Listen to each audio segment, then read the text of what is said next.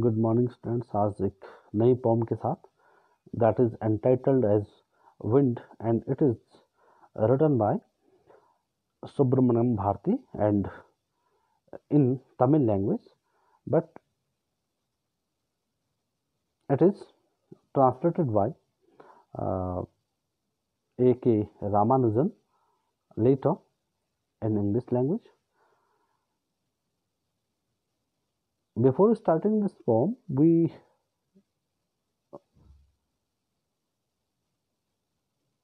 should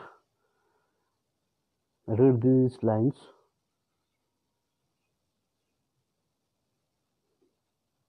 The wind blows strongly and causes a lot of destruction.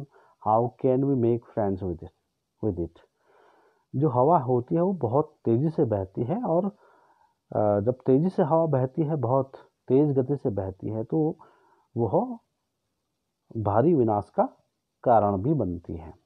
How can we make friends with it? हम इसके साथ यानी हवा के साथ कैसे दोस्ती कर सकते हैं? यहाँ पे इस पोम में जो राइटर हैं, जो पोइट हैं, उन्होंने दो बातें कही हैं।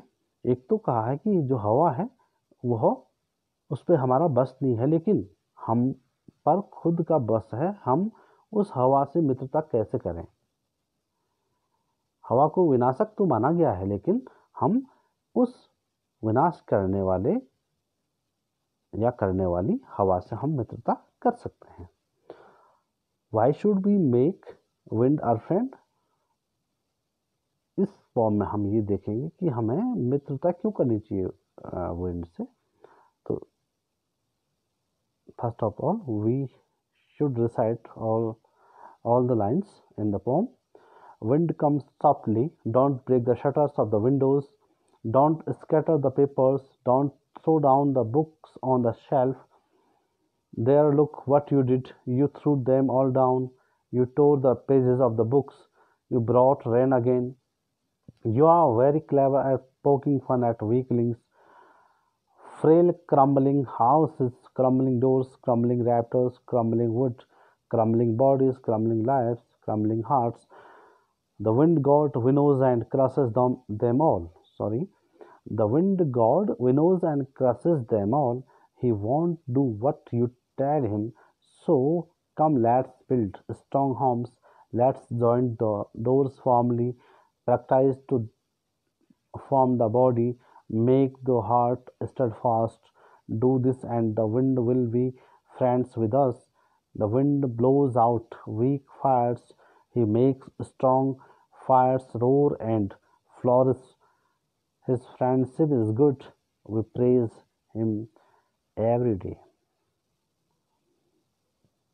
Wind comes softly. Here, poet requests wind to come softly. हवा धीमे धीमे बहो या धीरे से बहो. Don't break the shutters of the windows. खिड़कियों के जो कपाट हैं, किवाड़ हैं, उनको मत तोड़ो. Don't scatter the papers. जो कागज हैं उनको मत बिखेरो. Don't throw down the book on the shelf. और जो किताबें हैं जिनको कि अलमारी के जो खाने उनमें रखे गए हैं, यानी ताक पे जो किताबें रखी गई हैं, उनको नीचे मत गिराओ. There, look what you did. देखो तुमने क्या कर दिया. You threw them all down. तुमने सभी चीज़ों को नीचे गिरा दिया है या फेंक दिया है. You tore the pages of the books. आपने जो बुक्स हैं, पुस्तकें हैं, उनके पन्नों को फाड़ दिया है. You brought rain again. तुम वर्षा को दोबारा ले आए हो, अर्थात तुम्हारे बहने के बाद वर्षा आने लगी है.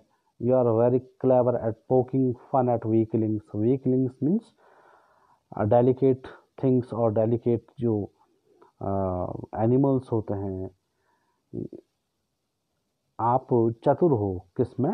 Eight poking fun at weaklings. कमज़ोर वस्तु या कमज़ोर प्राणियों का मजाक उड़ाने में आप चतुर हो. Frail crumbling houses, frail means तोड़ना, क्रम्बलिंग हाउसेज आप कमज़ोर घरों, क्रम्बलिंग डोर्स कमज़ोर दरवाज़ों, क्रम्बलिंग मीन्स कमज़ोर या जो जल्दी टूट जाते हैं।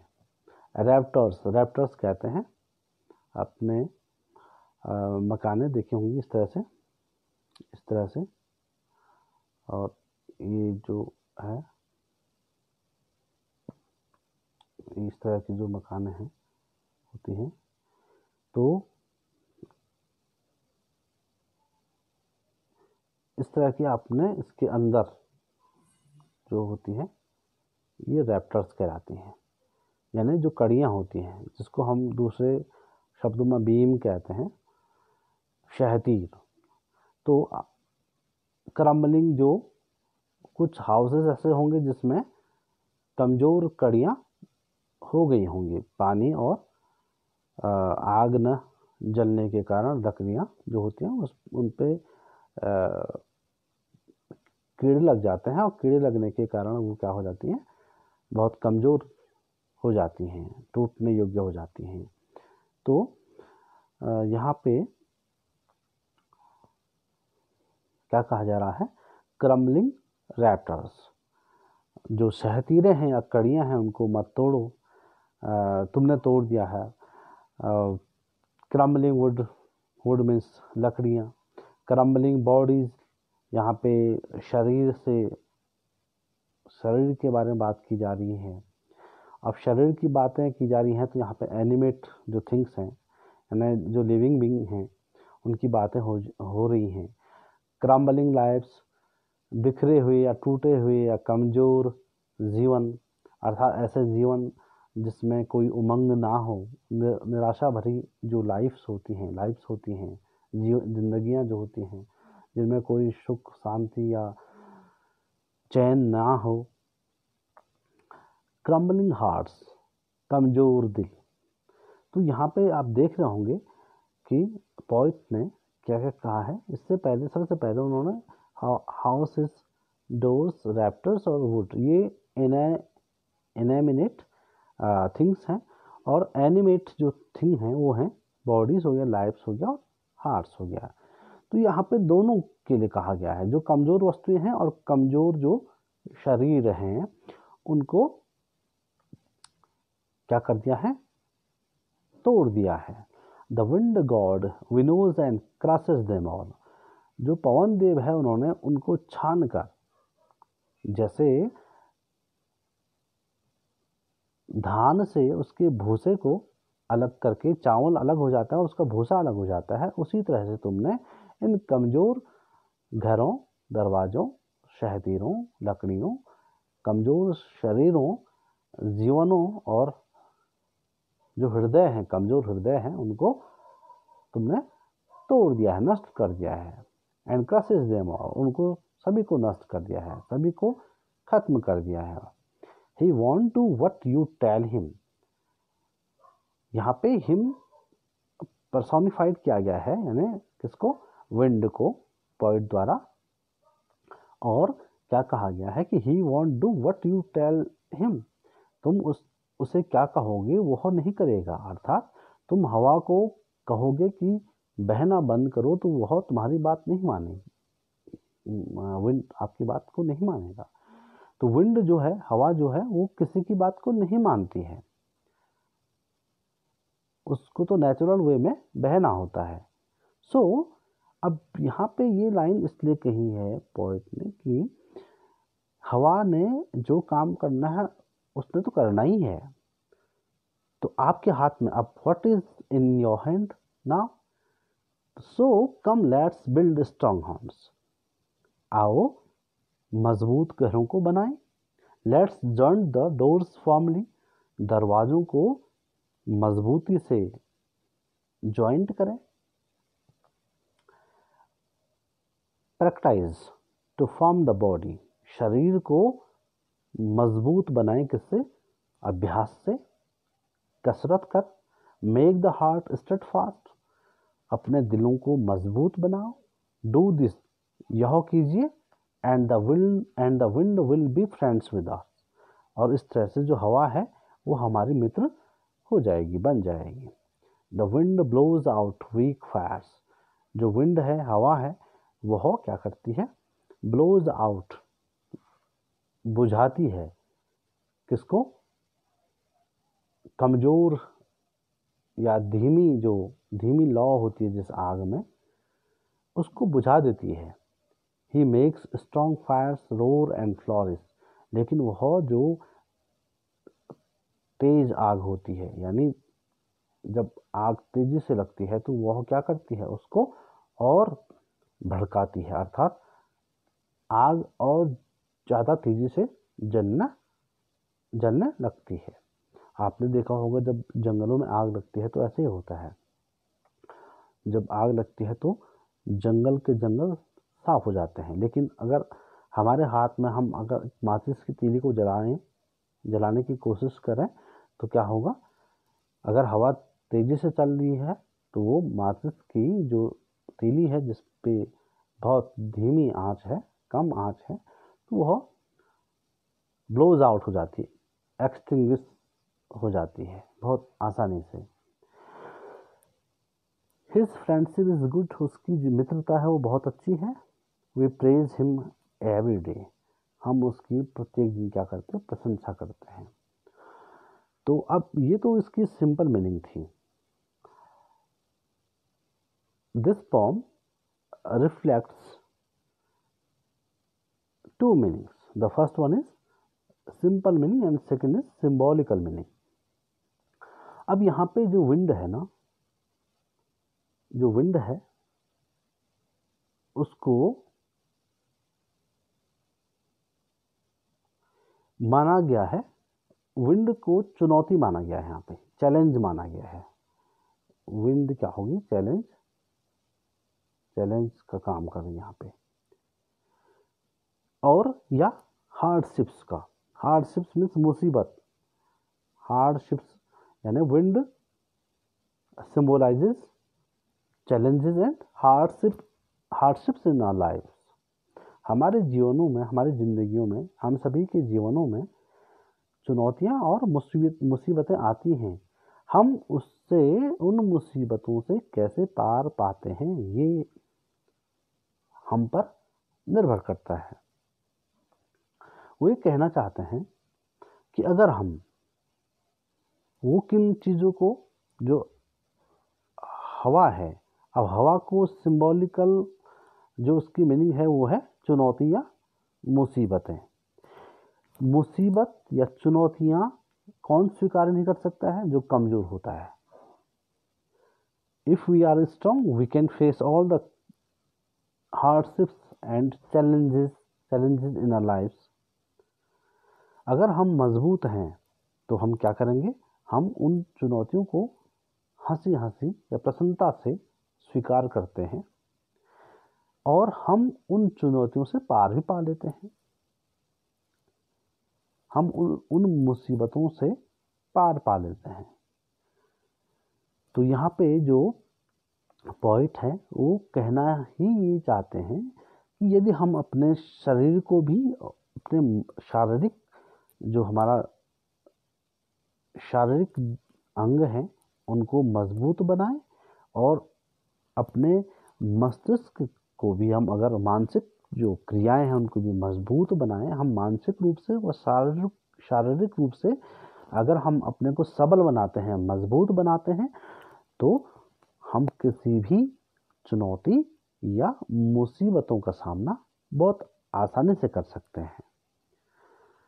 इसलिए वो कह रहे हैं कि जो विंड है, विंड को उन्होंने कहा कि ये हम इसकी प्रशंसा करते हैं, ये हम इसकी प्रशंसा करते हैं और ये इसकी मित्रता जो है वो बहुत अच्छी होती है। तो विंड को आप चुनौती के रूप में लो, आप चुनौती या मुसीबतें, मुसीबत आती हैं वो अच्छी बात है, मुसीबत का आना। अगर मुसीबत नहीं आएंगी तो आदमी फिर अपने जीवन में प्रोग्रेस नहीं कर पाता है। One can't progress in his or her life without having hardships बिना मुसीबतों या बिना चैलेंजेस के कोई भी व्यक्ति अपने जीवन में उन्नति नहीं कर पाता है। तो challenges and hardships will be there in our lives, will be there in our lives, and if we are strong, we can face them. If we aren't, we can't face them. तो ये इसकी symbolical meaning थी. Now we talk about the poem's literary devices. What devices are used here in this poem? At first, we should talk about its rhyming scheme. तो यहाँ देखें आप इसकी rhyming scheme: softly, windows, papers, shelf, down, books. Again, there is no rhyming scheme in this poem. तो इसको हम कहेंगे, और इसमें मेट्रिकल जो है, जो मीटर का यूज़ क्या है, वो भी एक फिक्स मीटर का यूज़ नहीं किया गया है। तो ये पोम है फ्री वर्स में। ये this poem is written in free verse. Free verse कहते हैं जिस कविता को या जिस पोम को बिना मीटर के और बिना राइमिंग के लिखा जाता है, उसे हम फ्री वर्स कहते हैं। तो राइमिंग स्कीम तो इसकी कुछ है नहीं। अब हम बात करते हैं इसकी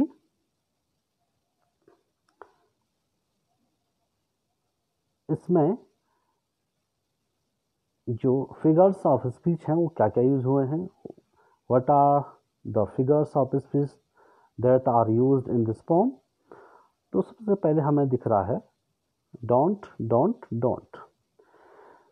तो जहाँ पे कोई शब्द दो या दो से अधिक लाइनों में लगातार आए और शुरुआती शब्द हो वो, तो वहाँ पे एनाफोरा होता है। ANAPHORA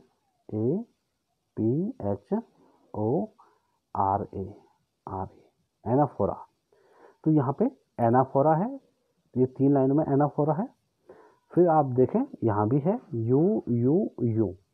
यहाँ भी एक शब्द you is the word which comes thrice in these 3 consecutive lines।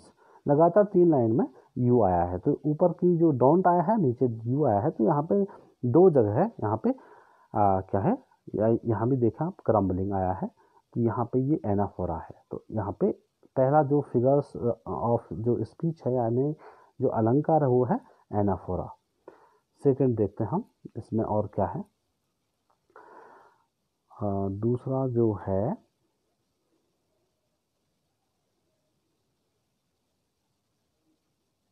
यहाँ पे है रेपिटिशन। रेपिटिशन कहते हैं जब पोएम्स की लाइंस में एक शब्द का बार बार की बार बार आवृत्ति होती है, यानी बार बार आता है वो शब्द, तो वहाँ पर रेपिटिशन होता है। तो क्रम्बलिंग देखो आप, क्रम्बलिंग क्रम्बलिंग 1 2 3 4 5 6 7 बार आया है क्रम्बलिंग।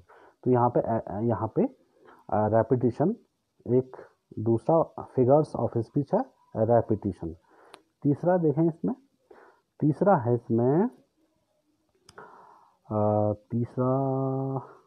इसमें ये विंड और विनोज। इसमें WW साउंड कर रहा है। तो यहाँ पे एलिट्रेशन है, ALLITERATION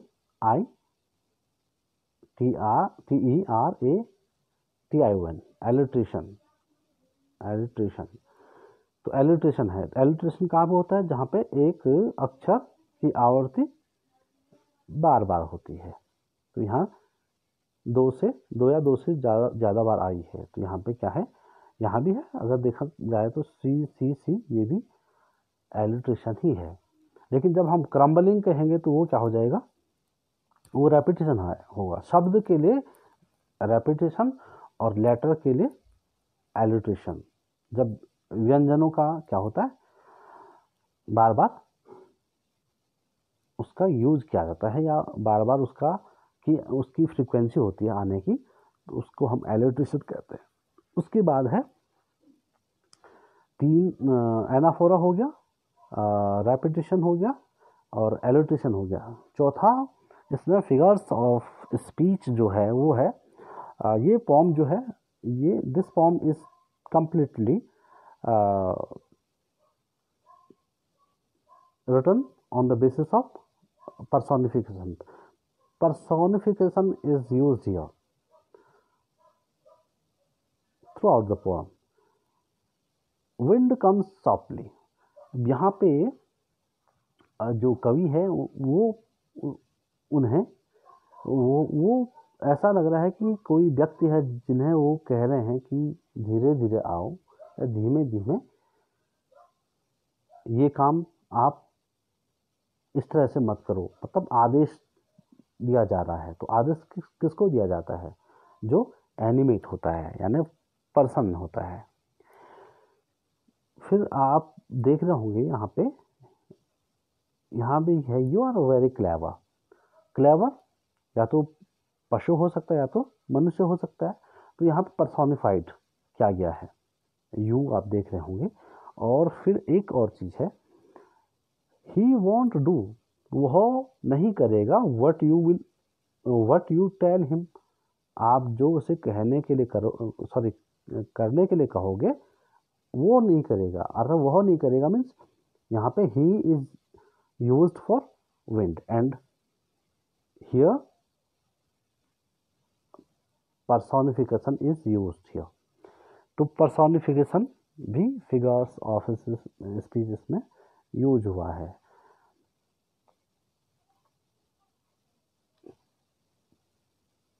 Well student, I hope you have understood this poem. If not, you can query me through comments.